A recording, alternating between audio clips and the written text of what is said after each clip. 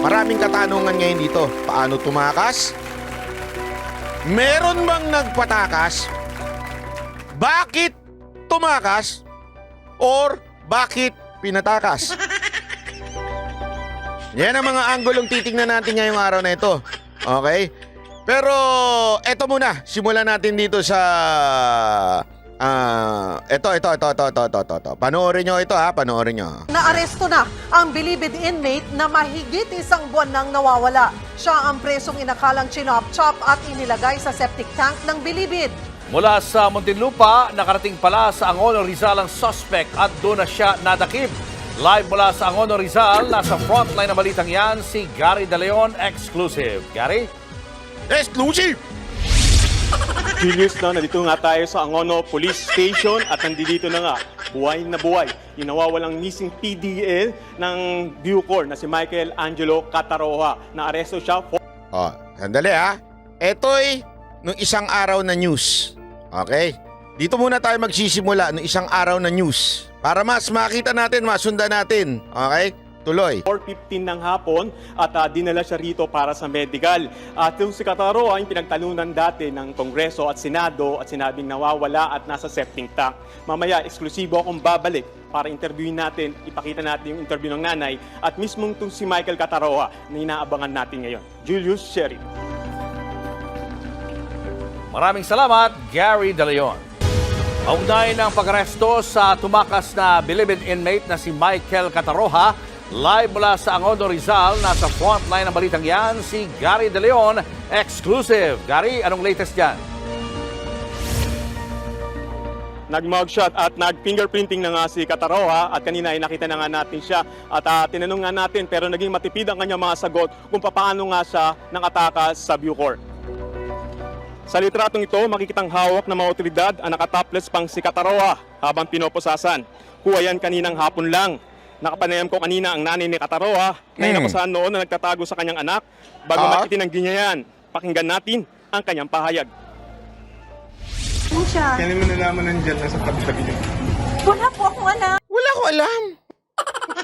Wala.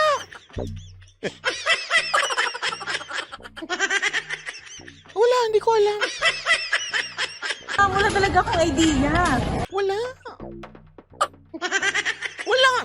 Paano ko malalaman na sa kapitbahay? Yung anak ko, paano ko malalaman? Kasi, pilit ko siyang ginuungan na wala naman. Bigla na lang daw po siya pumunta sa bahay ng pamangkin ko. Oh, di ba hindi ko alam?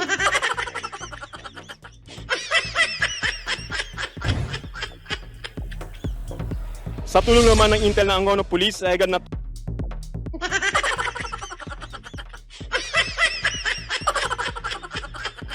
tukoy ang bahay ng pinagtataguan ni Cataroha. Dito na siya nadakip at dinala sa police station para sa verification at coordination ng PNP sa Bucor. Una at eksklusibong binilita noon ng... Pero tingnan mo, may napansin lang ako dito. May napansin ako dito. Tingnan mo. Nung nakaharap niya yung nanay niya, medyo nagalit. Medyo tingnan niyo. Pansinin niyo ha, nung una tingnan niyo. Ayan. Unang mapapansin niyo dito, walang niya yung nagbibideo sa kanya. Tinutulak talaga siya eh. Humarap ka! Kung kaya mayaman yan, kunwari lang mayaman yan, ganyan din kaya. Hindi, ako nagtatanong lang ha. Hindi ko naman pinagtatanggol siya, pero grabe yung pagtulak ng isa. Oh. Bucor. Una at Tapos nakita niya na nanay niya, tumirik na yung mata. Oh. Nung nakita na yung nanay niya, nakita yung tinitsura niya, anong nakita ni nanay niya? eksklusibong binilita Parang, ba't mo naman sinabi? Siyempre, hindi pwedeng gumalaw yung labi kasi para hindi makita, mabasa ko ano yung sinasabi. Parang, sinabi dito ko sa kahit. Sino na pa siya sa akin dito? Hindi kaya ganon. Hindi, nagtatanong lang ha. Ako nagtatanong lang naman ha. Nagtatanong lang naman ako kung yung ba yung sinabi. Kasi parang binabasa ko yung sinasabi. Parang, sino nagsumbong dito sa akin? Bakit ako nandito?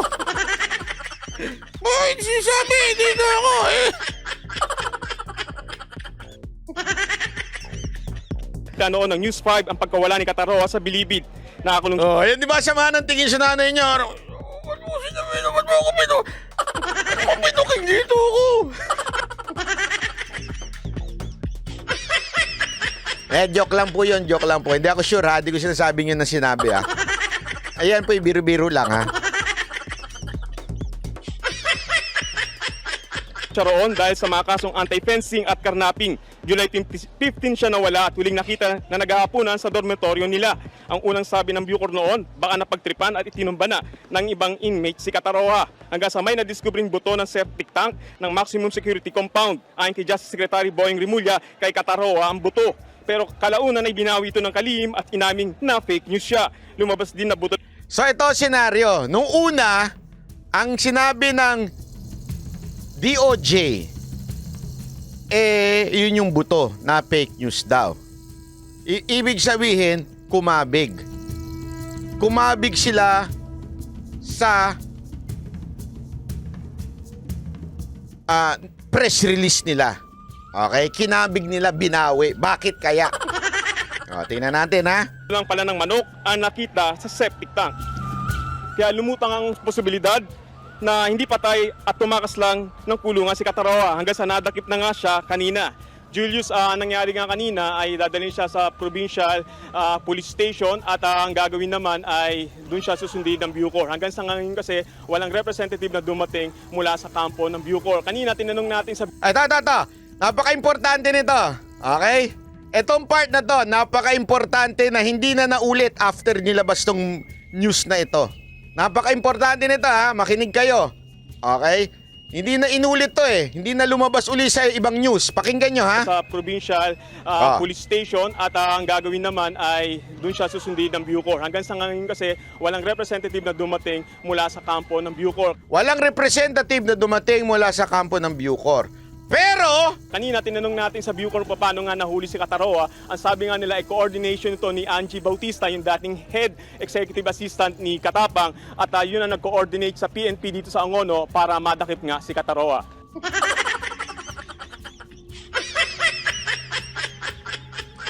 first fact, nung hinuli, walang taga Bucor. Umiwas sila na sila ay masama sa media. Okay? Pero, ano sinabi? Kanino nakuha yung tip na naandoon yung tao? Kanino nanggaling?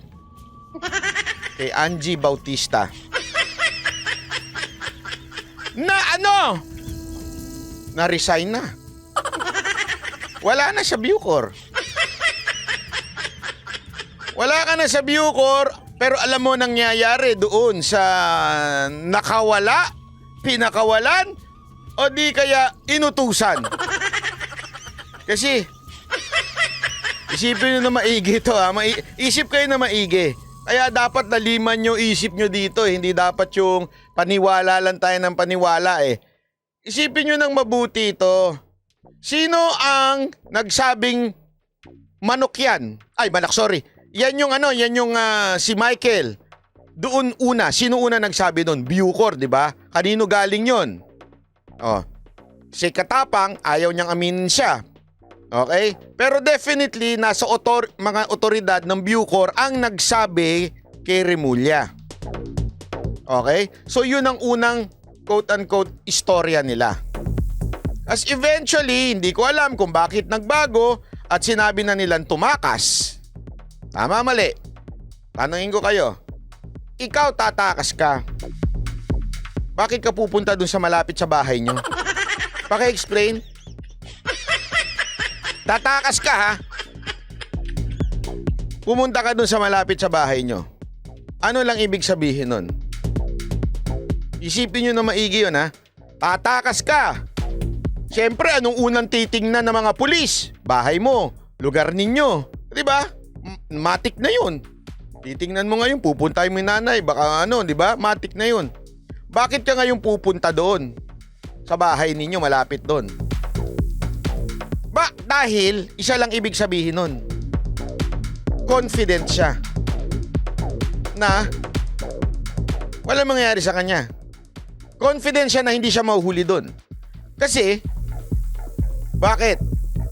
Yun ang tanong dyan. Kung confident ka na nandun ka at wala mangyayari sa'yo, kasi it's either may inutos sa'yo O di kaya, pinatakas ka. May mission ka. Kasi ang lakas ng loob mo, anak ng wewe, doon ka pa pupunta talaga sa bahay mo, di ba? O, obvious na obvious. Bakit ka pumunta doon? Tapos, isipin nyo to na maigi Isipin nyo na maigi. Walang ibang nakahuli kung hindi si Angie Bautista ang nagtimbre.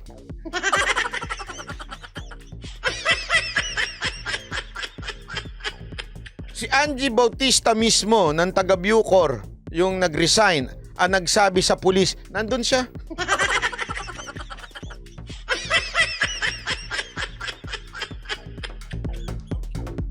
Sabi ko nga tanga na lang ang hindi makakaintindi ng nangyayari na to.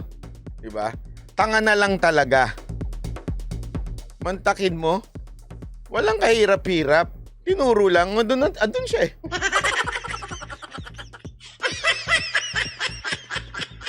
Diba? Tama yung mga hinala nung iba dito, tama Naalala ninyo yung binitawan ni Congressman Tevez noon? Na merong papalayain at itutumba yung kanyang mga pamilya, mga kaibigan, mga supporter. Naalala nyo nun? Wala ako sinasabing siya yun Hindi yun ang sinasabi ko dito. Pinapaalala ko lang sa inyo.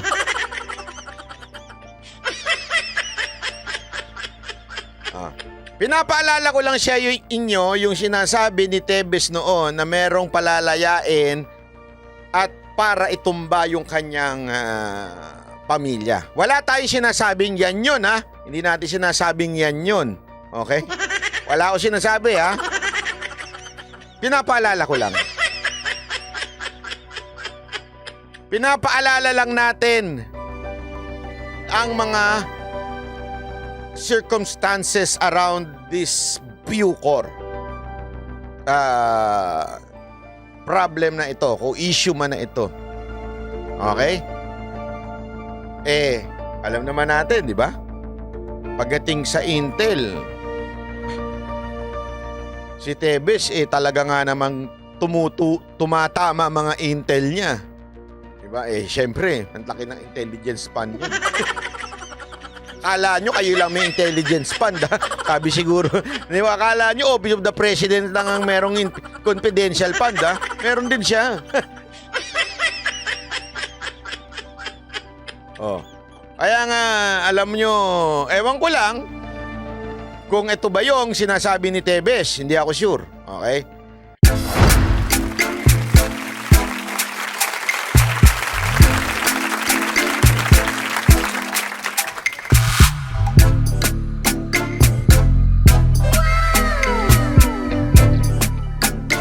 The next performance will start momentarily.